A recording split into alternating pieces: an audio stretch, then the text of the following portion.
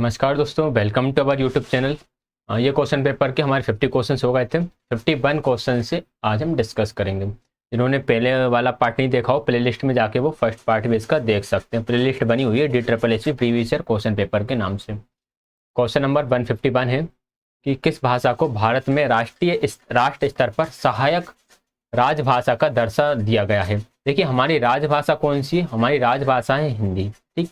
लेकिन हिंदी तो पूरे भारत में बोली नहीं जाती, तो एक एसोसिएटेड ऑफिशियल लैंग्वेज बनाया गया, किसे? अंग्रेजी को, कि जहाँ पर हिंदी नहीं बोली जाती वहाँ पर अंग्रेजी को यूज किया जाएगा। तो अंग्रेजी हमारी एक सहायक राजभाषा है।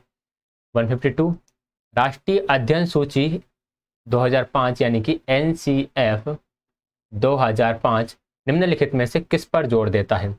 प्राथमिक स्तर पर अध्यापन के माध्यम के रूप में बालक की मातृभाषा का प्रयोग, बिल्कुल इस पर तो जोर देता ही है। प्रत्येक बालक को गारंटी शुदा यानी कि गारंटी के साथ गुणवत्ता पूर्वक प्रारंभिक शिक्षा का अधिकार, वंचित समूहों के विशेष प्रावधान उपलब्ध कराना, 6 से 14 वर्ष की आयु के बालकों को निःशुल्क और अनिवार्य शिक्षा। देखिए, आपको देखने में लग सकता है कि हो सकता है ये सारे के सारे NCF 2005 के हों, बट ये पॉइंट तो RTE एक्ट 2009 के हैं। इसके हैं RTE एक्ट 2009 से बिलोंग करते हैं ये तीनों पॉइंट। इनकी बात RTE एक्ट 2009 में की गई है। बाकी ये है हमारा 2005 में कि जो शिक्षा दी जाएगी वो मातृभाषा में दी जाएगी। 153 इनमें से कौन सा उपयुक्त रूप से द्वितीय भाषा का वर्णन करता है? द्वितीय भाषा यानी कि सेकेंड लैंग्वेज कौन सी होती है? भाषा जो प्राथमिक रूप से घर पर बोली जाती है, ये तो मातृभाषा या फर्स्ट लैंग्वेज होती है। घर पर बोलने आने वाली भाषा के अतिरिक्त विद्यालय में पढ़ी भाषा नहीं, ये कोई जरूरी नहीं है। भाषा और गैर स्थानीय भाषा जो गैर स्थानीय व्यक्तियों द्वारा प्रयोग की जाती है, बिल्कुल सही बात है। उक्त सभी भी नहीं होगा। तो गैर स्थानीय लोग जो भाषा बोलते हैं, दूसरे लोग जो भाषा बोलते हैं, उसे हम सेकंड लैंग्वेज बोलेंगे। जैसे कि इंग्लिश सेकंड लैंग्वेज है, क्योंकि इंग्लिश कौन बोलते हैं? फॉरेनर्स बोलते हैं। 154 है कक्षा तो पूरी करते करते एक बालक से क्या अपेक्षा की जाती है? एक बच्चा क्लास सेकंड कंप्लीट कर ले रहा है, तो आप उससे क्या अपेक्षा रखोगे? या बच्चा क्या क्या कर सकता है? 5 से 6 शब्दों से बने वाक्यों को पढ़ने की क्षमता, ये कर सकता है कि 5 से 6 शब्दों के जो वाक्य बने हैं उनको वह पढ़ सकता है। 10 से 15 अक्षरों से बने जटिल शब्दों का उच्चारण, 10-15 अक्षरों से कितना बड़ा शब्द बनेगा? बालक अभी भी प्रलाप करता है, अभी भी वेबलिंग कर रहा है, ये तो होगा नहीं। बालक ने इस अवस्था में एक वाक्य से दूसरे वाक्य का संबंध समझने की अपेक्षा नहीं की जाती। थोड़ा बहुत छोटा मोटा रिलेशन तो बच्चा फाइंड आउट कर ही लेगा, but right answer option number ए रहेगा कि 5 से 6 शब्दों से बने वाक्यों को पढ़ने की क्षमता अभी उसके अंदर डेवलप नहीं होगी। शिक्षण के संबंध में निम्नलिखित में से कौन सी विधि प्रकृति से दार्शनिक है? दार्शनिक विधि कौन सी है? विधि, प्रक्रिया, तकनीक, तरीका। तो जो मेथड है, एक टाइप से फैक्चुअल क्वेश्चन आप बोल सकते हैं, जो मेथड है वो दार्शनिक विधि के अंदर आती है, कि इसकी जो प्रकृति है वो दार्शनिक है। ठीक है, एक मिनट, अब यहाँ हिंदी इंग्लिश में छूट नहीं, ठीक है, सही है। इनमें से कौन सा कक्षा गतिविधि से संबंधित है? सिद्धांत, विधियां, दर्शन या फिर तकनीक। जो क्लास है उससे रिलेटेड कौन सा है? तो कक्षा गतिविधि से रिलेटेड होता है मेथड्स में, या एक्टिविटी आपकी मेथड्स में ही आती है, तो ये विधियां इसका आंसर होगा। 157 सहकारी भाषा अध्ययन के रूप में जाना जाता है। सहकारी भाषा अध्ययन किस के रूप में जाना जाएगा? सिंपल है, सहयोगी अध्ययन के रूप में जाना जाएगा, जहाँ लोग एक दूसरे की हेल्प करते हुए कार्य कर रहे होंगे, पढ़ रहे होंगे, अधिगम कर रहे होंगे। 154 है सहकारी भाषा अध्ययन निम्नलिखित में से किसके द्वारा चिन्हित होता है? यह अध्ययता केंद्रित है, बात तो ठीक है। यह भाषा अधिग्रहण के लिए अप्रभावी है, अप्रभावी बिल्कुल नहीं है। अन्योन्य क्रियाविधि का प्रयोग नहीं करता, भाई करता है, इसका तो बहुत ज्यादा प्रयोग करेगा। तो right answer option number A ही रहेगा। आगे बढ़ेंगे। इनमें से कौन सा ग्राही कौशल है? ग्राही कौशल मतलब जिसमें हम ग्रहण करते हैं, तो जब हम सुन रहे होते हैं तब हम ग्रहण करते हैं, और जब हम पढ़ रहे होते हैं, पढ़ना, तब हम ग्रहण कर रहे होते हैं। बोलना और लिखना ये दोनों हैं हमारे उत्पादक कौशल। ठीक है, इन्हें बोलते हैं हम रिसेप्टिव स्किल, रिसेप्टिव, और ये हमारे प्रोडक्टिव। ठीक है। 160 निम्नलिखित में से कौन से शब्द दो भाषाओं को समझने की क्षमता रखने लेकिन स्वयं को केवल एक भाषा में अभिव्यक्त करने की क्षमता से संदर्भित है? तो ये होता है हमारा ग्राही द्विभाषावाद। ग्राही द्विभाषावाद में हम दो भाषाओं को समझ सकते हैं लेकिन हमारे विचार एक ही भाषा में अभिव्यक्त कर सकते हैं। जैसा कि हम लोगों के साथ बहुत ऐसा होता है कि हम हिंदी इंग्लिश दोनों को ही समझ जाते हैं लेकिन हम हमारी भावनाओं को व्यक्त या संप्रेषण के लिए हिंदी का ही यूज़ करते हैं, इंग्लिश का नहीं करते क्योंकि इतना उसमें कैपेबल नहीं होते हैं। 161 है, इनमें से कौन सा एक व्यावसायिक कौशल वैज्ञानिक सिद्धांत का एक प्रयोग का योजनाबद्ध निष्पादन है। ये वैज्ञानिक प्रयोग का योजनाबद्ध निष्पादन क्या रहेगा, हम इसे अगर ध्यान से देखें तो यहाँ पर एक वर्ड आ रहा है व्यावसायिक कौशल। ठीक है, अब आपको बच्चों को व्यावसायिक कौशल सिखाना है या फिर वैज्ञानिक सिद्धांत की परफॉर्मेंस बताना है, परफॉर्म करना है उसको, उसका निष्पादन करना है, तो उसके लिए आप क्या करोगे, प्रदर्शन ही करोगे। समस्या हल करना तो किसी भी हालत में नहीं होगा। संश्लेषण से आप कैसे यार उसे, आपने कोई भी एक प्रिंसिपल है साइंस का, उसे कैसे आप परफॉर्म कर पाओगे, जिक्सा विधि तो होगा नहीं। तो right answer option number D होगा। 162 है, शिक्षण विज्ञान का कौन सा रूप ज्ञात से अज्ञात या ठोस से सार गर्भित की ओर जाता है, यानी कि कौन सा है जो नॉन टू अननोन जा रहा है। विश्लेषणात्मक, संश्लेषणात्मक, प्रयोगशाला, जिक्सा विधि, ये दोनों तो होंगे नहीं। अब विश्लेषणात्मक और संश्लेषणात्मक, विश्लेषणात्मक विधि और संश्लेषण विधि, इन दोनों में से कोई सा एक होगा। इन दोनों में से कौन सा होगा, इन दोनों में से होगा हमारा ऑप्शन नंबर बी, संश्लेषण विधि। ठीक है, संश्लिष्ट विधि जिसे हम बोलते हैं सिंथेटिक मेथड। सिंथेटिक मेथड होती है नॉन टू अननोन, और जो हमारी एनालिटिक मेथड होती है ये होती है हमारी अननोन टू नोन। ये वाली होती है अननोन टू नोन, जिसे हम बोल सकते हैं अज्ञात से ज्ञात की तरह। 163, इनमें से कौन सा अच्छा संप्रेषक होने का उत्तम मार्ग है। आपको अच्छा संप्रेषक यानी अच्छा आपको कम्युनिकेटर बनना है तो आपको एक गुड लिसनर होना चाहिए। तो right answer option number B रहेगा। 164, इनमें से कौन सी कक्षाओं में शिक्षक अनुबोधक की भूमिका निभाते हैं। अनुबोधक मीन्स प्रमोटर होगा। टीचर प्रमोटर की भूमिका कब निभाएगा, देख लेते हैं। शिक्षक कक्षा का पूर्ण प्रभावी है। शिक्षक विद्यार्थी की सहायता तभी करे जब आवश्यक हो। शिक्षक बच्चों के साथ गतिविधि के प्रत्येक चरण में भाग लेगा। शिक्षक विद्यार्थियों को परियोजना कार्य या स्वाध्याय में प्रशिक्षण देगा। ठीक है, इसका राइट आंसर होगा ऑप्शन नंबर, वैसे इसके मुझे सारे ऑप्शन ही अलग लग रहे हैं क्योंकि ऐसा क्वेश्चन एक पेपर में और आया है और उसके ऑप्शन अलग थे। वहाँ पर कुछ ऑप्शन ये था कि शिक्षक प्रेरित करता है बच्चों के लिए, तब हम उसे प्रमोटर बोलते हैं, बट यहाँ पर कोई नहीं है। तो टीचर प्रत्येक चरण में भाग लेगा तो फिर बच्चे कैसे सीखेंगे। एंड शिक्षक विद्यार्थियों को परियोजना कार्य या स्वाध्याय में प्रशिक्षण देता है, ये भी सही हो सकता है इसका। शिक्षक कक्षा का पूर्ण प्रभावी है, ये भी नहीं होगा। तो बी एंड डी में से एक होगा।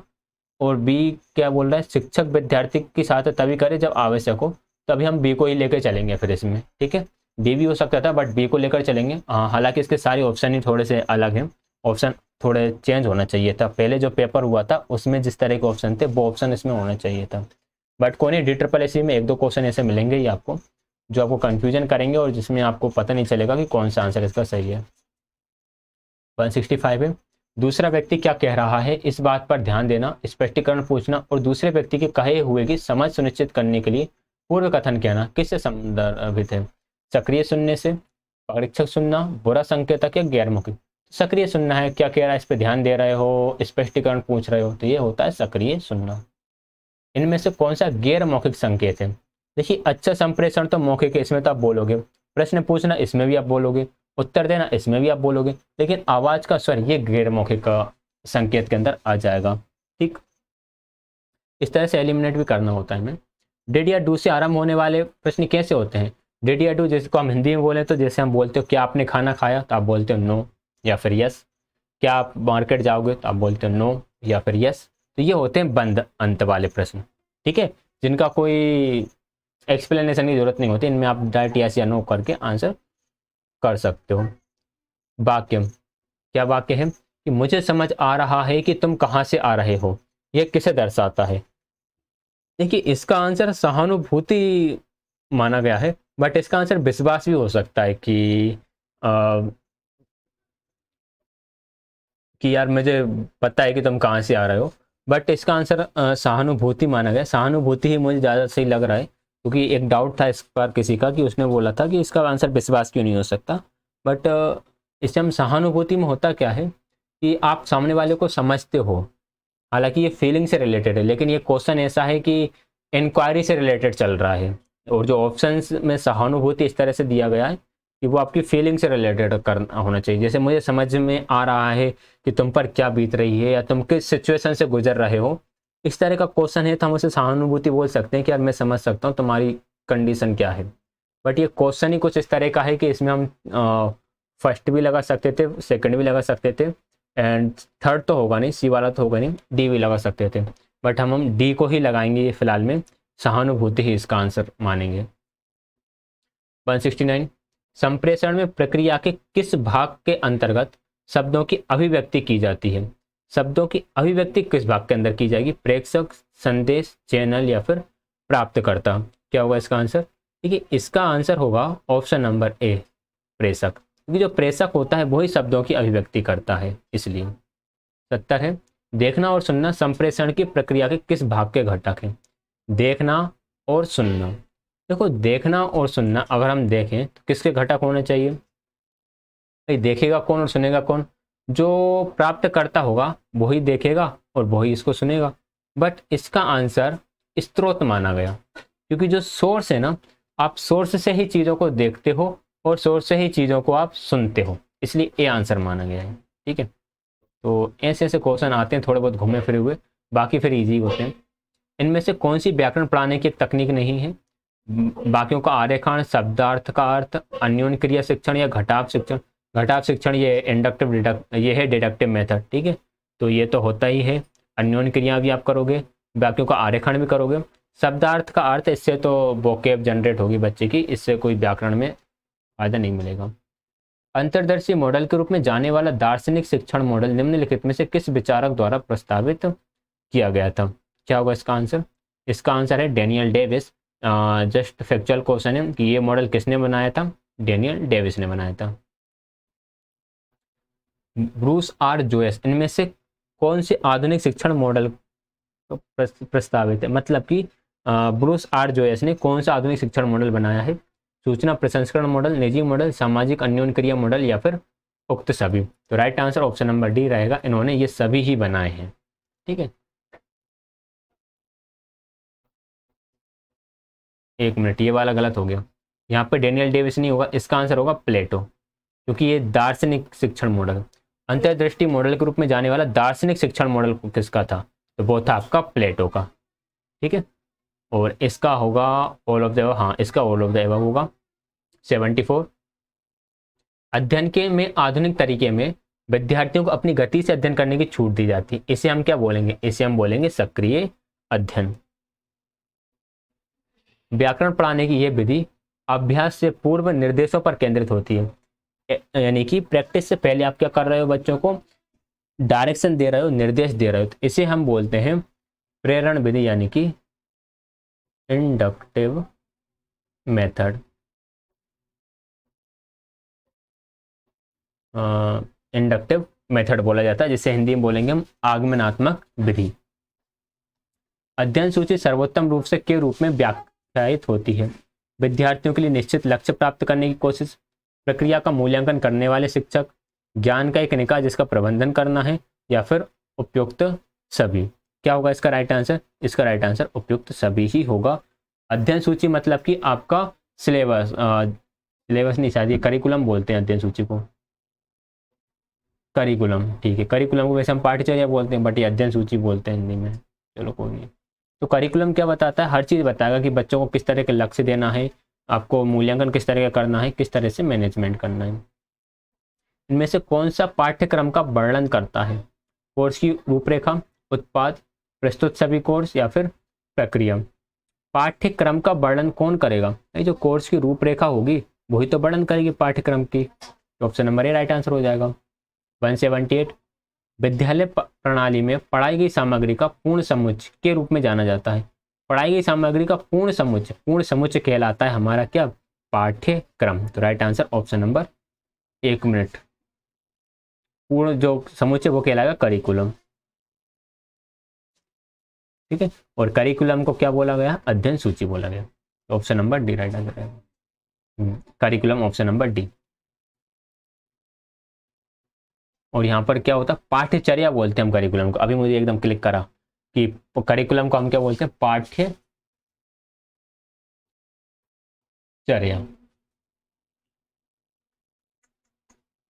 179 है, संबंधित अन्योन्य क्रिया करने वाले भाग का एक एक सा या एक अंतर्निर्भर पूर्ण का समूह बनाते हैं, जो क्या है। देखिए, संबंधित अन्योन्य क्रिया करने वाले कोई भी एक ऑब्जेक्ट है, उसके एक भाग या फिर उसके एक संपूर्ण समूह का आप क्या बना रहे हो, एक कुछ बना रहे हो, एक समूह बना रहे हो, उसे हम क्या बोलेंगे, प्रभाव, प्रणाली, कारण या मॉडल। देखो, मॉडल अलग चीज है। इसका जो आंसर होगा, इसका आंसर होगा सिस्टम।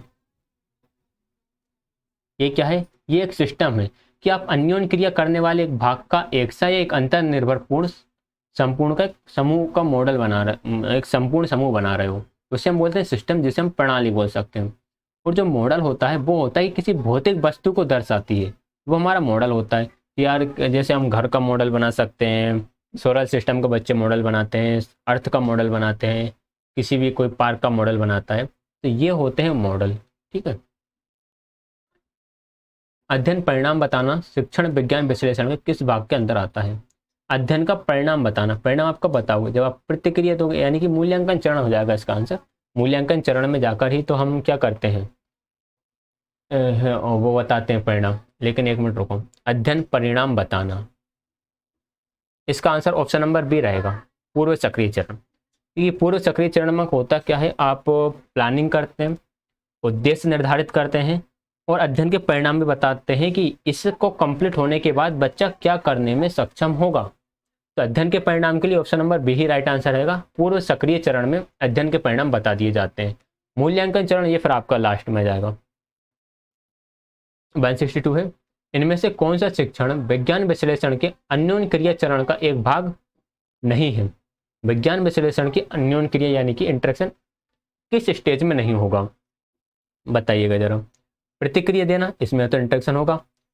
उद्दीपक प्रस्तुति के तरीके निर्धारित करना, इसमें भी होगा। आपने कुछ तरीके बता दिए कि आपको इस तरह से इनकी प्रस्तुति करना है, परफॉर्मेंस करना है, इनको प्रेजेंट करना है। अपेक्षित अध्यापक प्रतिक्रियाओं पर निर्णय लेना, इसमें भी होगा।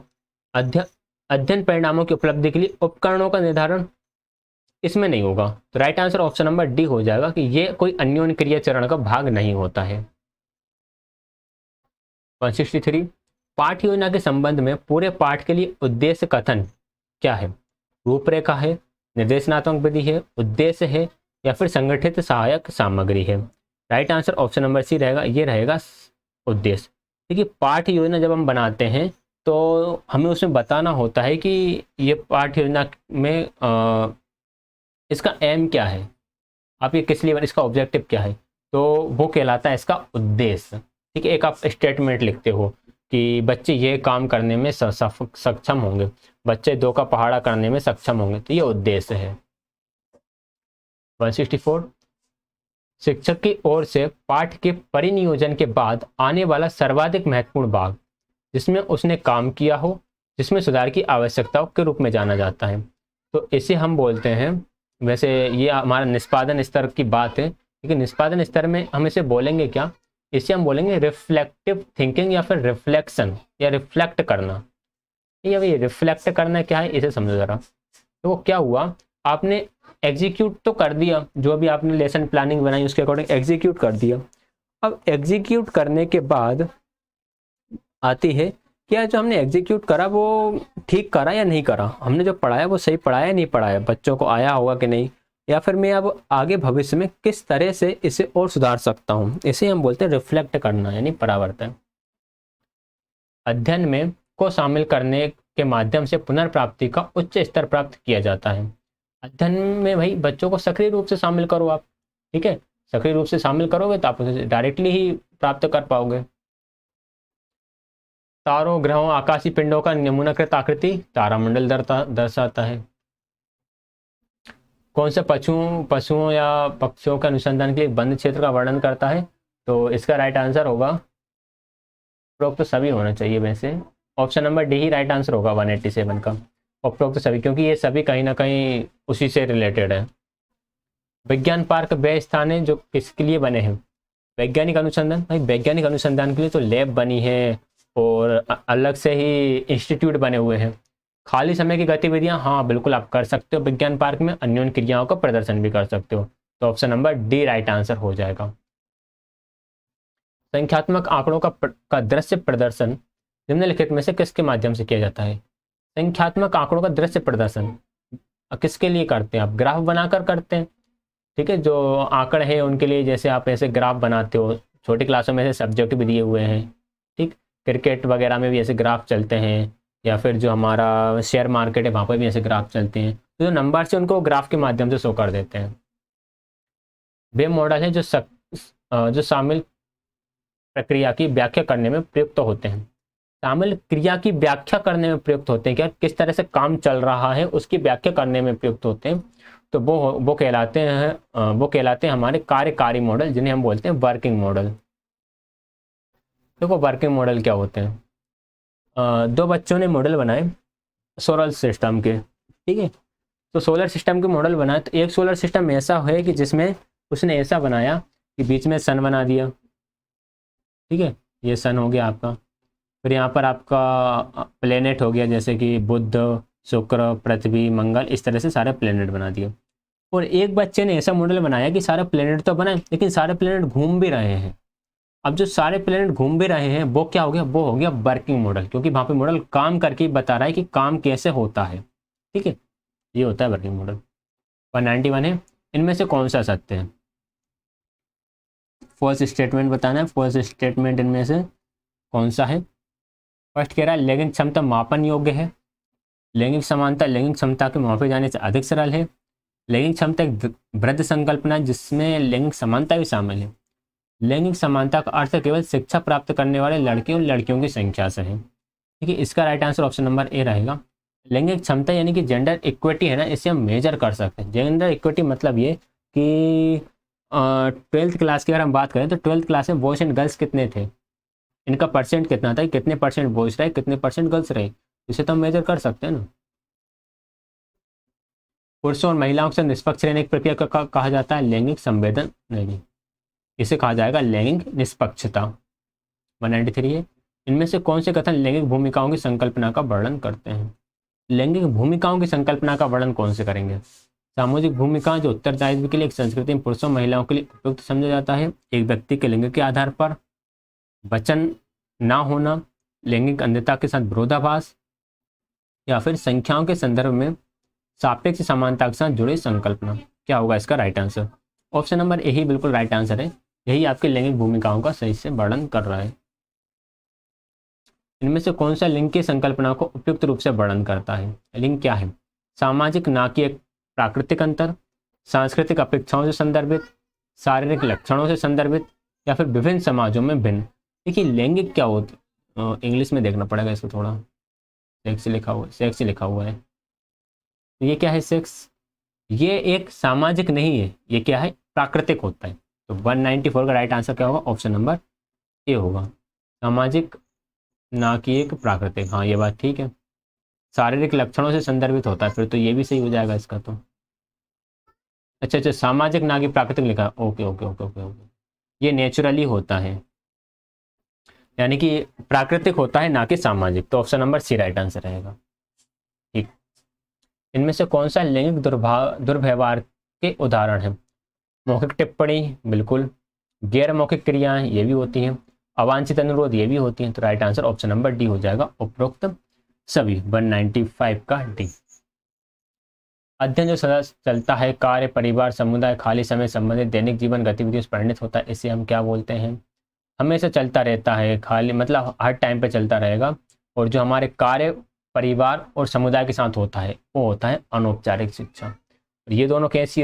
ये दोनों नहीं, ये दोनों किसी इंस्टीट्यूट में होती हैं, ठीक।